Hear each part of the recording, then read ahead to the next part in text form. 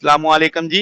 Fundamental of physics Halliday Resnick Walker 10th edition है। Chapter 12 चल रहा है, equilibrium and elasticity. Problem number 20 है।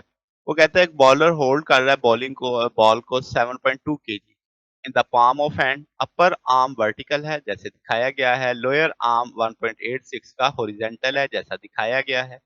वो कहता है मैग्नीट्यूड बताओ फोर्स ऑफ बाइसेप मसल्स का लोअर आर्म पे, force between the bony structure of at elbow contact point पे।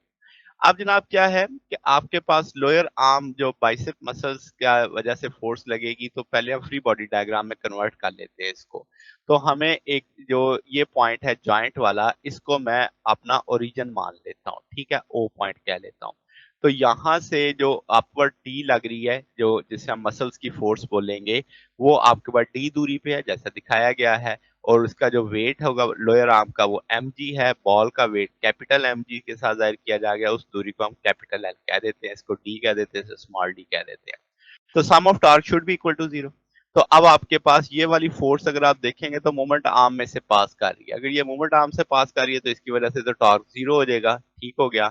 अब ये जो बाइसेप मसल की फोर्स है ये डी दूरी पे लग रही है, तो डी इंटू टी आ जाएगा।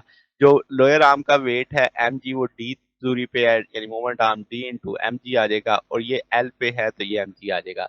अगर आप गौर करो तो ये अब आपके पास मोमेंट आर्म के लिहाज से काउंटर क्लॉकवाइज टॉर्क पैदा करना चाहेगी। ये दोनों क्लॉकवाइज टॉर्क पैदा करना चाहेंगी, तो इसकी वजह से इसके साथ नेगेटिव आ गया। तो अब हमें टी रिक्वायर्ड है, टी को एक तरफ कर लेंगे, बाकी सारा डाटा मालूम है, तस्वीर में हमें फिग में डाटा दिया हुआ है, इस सारे को लेके सॉल्व कर लेंगे तो 648 न्यूटन आ जाएगा। अब अगली चीज हमें क्या चाहिए कि bony structure of elbow contact के बीच में हमें फोर्सेस चाहिए, तो सम ऑफ फोर्सेस के कंसेप्ट पे चले जाएंगे। अगर सिस्टम में देखा जाए तो कितनी फोर्सेस हैं? चार फोर्सेस हैं। एक अप है, तीन डाउन है। Up positive, down negative. तो अप पॉजिटिव है, डाउन नेगेटिव है, हमें यहाँ से एफ रिक्वायर्ड है।